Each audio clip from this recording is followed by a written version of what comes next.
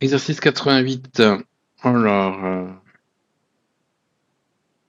on a E qui est un K espace vectoriel, K c'est R ou C, U c'est un endomorphisme de E et P c'est un polynôme à coefficient dans K. Prouvez que si P annule U, alors toute valeur propre de U est racine de P. Alors P annule U, ça veut dire quoi? P c'est un polynôme. Donc si c'est pas le polynôme nul, on peut l'écrire. Imaginons que le degré de P c'est D, on peut l'écrire sous cette forme-là. D'accord. Et alors, dire que P annule U, ça veut dire que P de U, donc là, c'est un endomorphisme. C'est quel endomorphisme? C'est un endomorphisme qui K60AD de AK UK. Et UK, voilà, c'est U rond, U, K fois.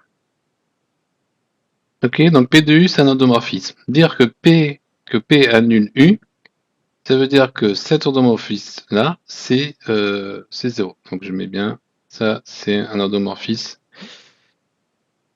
de E dans E. Donc ça voilà ce que ça veut dire, que c'est un polynôme annulateur de U. Un polynôme annule U. Alors maintenant, on va regarder, on va prendre une valeur propre. J'ai posé qu'on a une valeur propre lambda, qui appartient donc du coup au corps, et il existe un vecteur non nul, x appartenant à E, x différent du vecteur nul,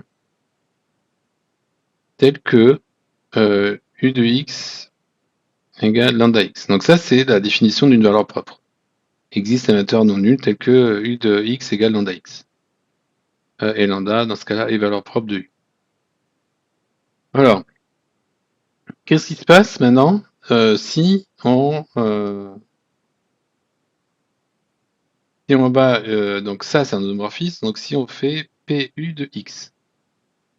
PU de x, ça va nous donner la somme quand k varie de 0 jusqu'à d étant le degré de p, AK UK de x.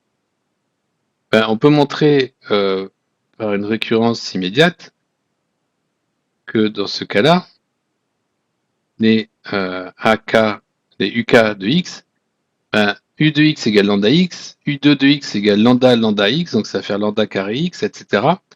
Si on suppose que U de x égale lambda puissance k x, que, donc que ce soit vrai au rang k, on regarde au rang k plus 1, et avec cette relation-là, on va trouver que ça reste vrai. Donc par une récurrence immédiate, on a que ça nous donne du coup, ça nous donne ça. Et donc ça, c'est exactement le polynôme évalué en lambda multiplié par x. Et on sait que c'est égal à 0 puisque P c'est un polynôme qui annule U. Or, x est différent du vecteur nul, donc cela implique que P de lambda égale 0. Soit lambda racine de P. Donc si P annule U, alors toute valeur propre de U est racine de P. Ça ne veut pas dire que toutes les racines de P sont les valeurs propres de U non plus, que dans un sens. Ok, donc on continue avec le 2. Alors le 2, qu'est-ce qu'on dit? On prend un n qui est supérieur ou égal à 2. E, c'est l'ensemble des matrices carrées d'ordre n. Et on a la matrice A. Alors qu'est-ce qu'elle a cette matrice? Ben, sur la diagonale, on a des 0. Et partout ailleurs, on a des 1.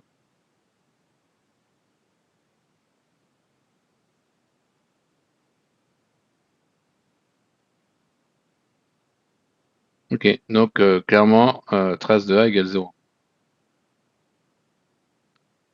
Ok, et on définit un homomorphisme qui a tout m associe U de m égale m plus trace de m fois A. Prouver que le polynôme x2 moins 2x plus 1 est annulateur de U. Alors on va l'écrire là, tiens. Alors, on a quoi? On a U2 de M, donc soit M appartenant à 2, U2 de M, ça va nous faire quoi? Ça va nous faire U de M plus la trace de U de M multiplié par A. Et U de M, c'est égal à M plus la trace de M multiplié par A, plus du coup la trace de M plus trace de M multiplié par A, tout ça multiplié par A. Alors, l'application trace est une application linéaire, donc on va pouvoir simplifier un petit peu. On va avoir au début, ça ne change pas, M multiplié par trace de M plus grand A. Là, on va avoir la trace de M multiplié par grand A plus la trace de M, trace de A multiplié par A. La trace de A, on a vu qu'elle était nulle, donc là, ça nous fait M plus 2 fois la trace de M fois A. Alors, si je fais U de M moins U2 de M, pardon, moins 2 fois U de M plus M, donc c'est le polynôme, ce polynôme-là en U, ça va me donner donc M plus 2 fois la trace de M multiplié par grand A, moins 2 fois M, moins 2 fois la trace de M multiplié par grand A plus M, ça s'élimine, ça s'élimine, 1 moins 2 plus 1, ça fait 0. Donc c'est bien un polynôme annulateur en A, ou un polynôme annulateur de U. Ok, alors maintenant, question B plutôt, est-ce que U est diagonalisable? Alors on va utiliser déjà qu'on a un polynôme annulateur. Donc on a ce polynôme, c'est x moins 1 carré. Donc ça, il est annulateur. Donc ça veut dire que toute valeur propre de U est racine de P. Donc ça veut dire que le spectre de U est inclus dans 1.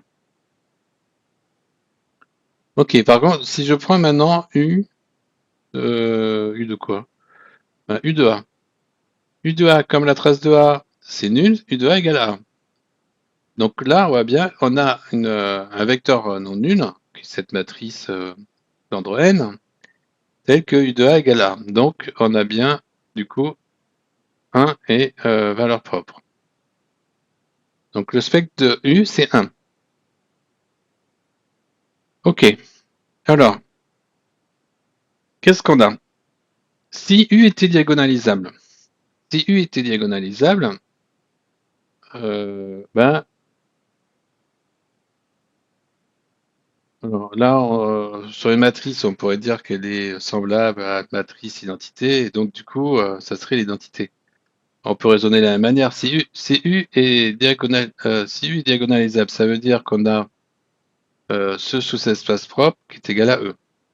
Donc si U est diagonalisable. On a le noyau de U moins l'identité qui est égal à E. Mais ça veut dire que U égale l'identité. Et ça, c'est pas possible, c'est faux, puisqu'on voit bien. Pourquoi c'est pas possible? Parce qu'on voit bien que, par exemple, U de l'identité est égal à l'identité plus n fois A, qui est différent de l'identité. Alors, ça, on va plutôt l'utiliser pour les endomorphismes. Et ça, du coup, pour les matrices. Voilà. Donc, du coup, U est différent de l'identité. Donc, on arrive à une contradiction, donc U n'est pas diagonalisable.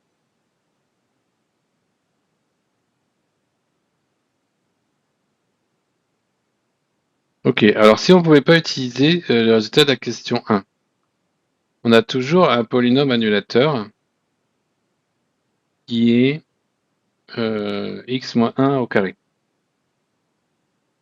Et donc on sait que le polynôme minimal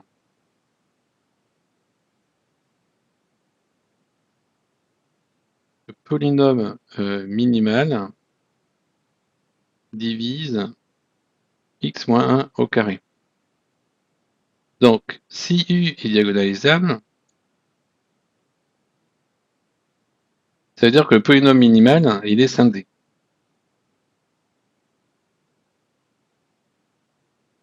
Polynôme minimal, il n'y a pas 2. Donc le polynôme minimal est scindé à racine simple. Donc c'est x moins 1, le polynôme minimal. Mais le polynôme minimal, c'est le générateur de l'idéal des polynômes annulateurs. Donc il annule. Et il annule U. Donc U égale l'identité. Et on a vu que U de IN égale IN plus N fois A. Donc U, c'est pas l'identité. Et donc ça, c'est faux. Donc U n'est pas diagonalisable. Et on se souvient en fait, hein, l'ensemble des polynômes annulateurs, c'est un idéal qui est généré par le polynôme minimal. Donc le polynôme minimal divise tous les polynômes annulateurs et lui-même c'est un polynôme annulateur de l'endomorphisme. Il divise aussi le polynôme caractéristique qui est annulateur de l'endomorphisme avec le théorème de Cayley-Hamilton. Et on va s'arrêter là pour cet exercice.